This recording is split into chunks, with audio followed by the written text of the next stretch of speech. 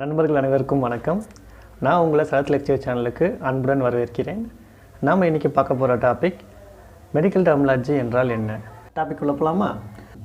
அதாவது மெடிக்கல் டெர்மினாலஜின்றது எதனால் வந்தது அப்படின்னு பார்த்தீங்கன்னா, நம்ம ஹியூமன் பாடியில் இருக்க காம்பனன்ட்ஸ் என்னென்ன உறுப்புகள்லாம் இருக்குது, அது எங்கெங்கே இருக்குது, அது எப்படி ப்ராசஸ் ஆகுது, அதில் என்னென்ன நோய்கள் டிசீசஸ்லாம் வருது, அதுக்காக என்னென்ன ப்ரொசீஜர்லாம் பண்ணுறாங்க, இந்த மாதிரியான விஷயங்களை ப்ரிசைஸ்டு மேனரில் சிங்கிள் வேர்டில் வந்து நம்ம வெளிப்படுத்தணும் அப்படின்னா அதுக்காக சில வேர்ட்ஸை வந்து உருவாக்கியிருக்காங்க.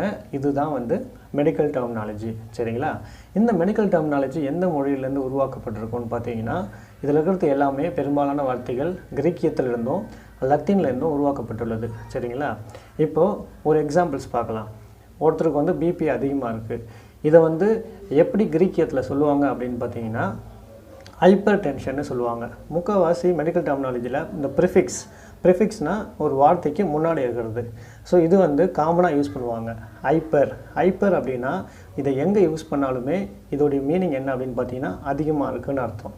ஹைப்போ அப்படின்னா கம்மியாக இருக்குதுன்னு அர்த்தம். ஸோ இது வந்து கிரீக்கியத்தில் ஹைப்பர் டென்ஷன்னு சொல்லுவாங்க. ஹைப்பர் அப்படின்னா அதிகமாக இருக்குது, டென்ஷன் வந்து ப்ரெஷரை குறிக்கும். ஸோ ஆப்வியஸாக இது வந்து பிளட் ப்ரெஷர். சரிங்களா? So hypertension increased in the blood pressure அப்படின்றத நம்ம புரிஞ்சுக்கணும். ஹைப்போ டென்ஷன்னா decreased in the blood pressure. இதே போல் சஃபிக்ஸ்லேயும் சில வார்த்தையை யூஸ் பண்ணுவாங்க காமனாக. என்னென்னு பார்த்தீங்கன்னா ஐடிஸ்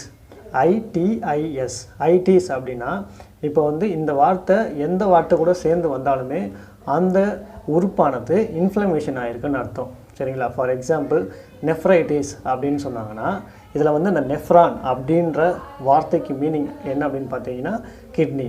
ஐட்டிஸ் அப்படின்றது இன்ஃப்ளமேஷன். ஸோ நெஃப்ரைட்டிஸ் அப்படின்னா கிட்னியில் இன்ஃப்ளமேஷன் ஆகிருக்கு. ஸோ இந்த மாதிரி நம்ம புரிஞ்சுக்கணும். சரிங்களா? அதே போல் இப்போது நம்ம பாடியில் ஒரு இடத்த குறிப்பிடுறேன், சுப்ராஸ்டெர்னல் நாச்.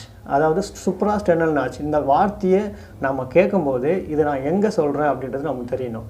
இப்போது நம்ம உடம்புல இந்த எலும்பு இருக்குது இல்லைங்களா, நடுவில் இருக்குது இல்லைங்களா, இதுக்கு பேர் ஸ்டெர்னம்னு பேர். சரியா? இப்போ சுப்ரா அப்படின்னா மேலே.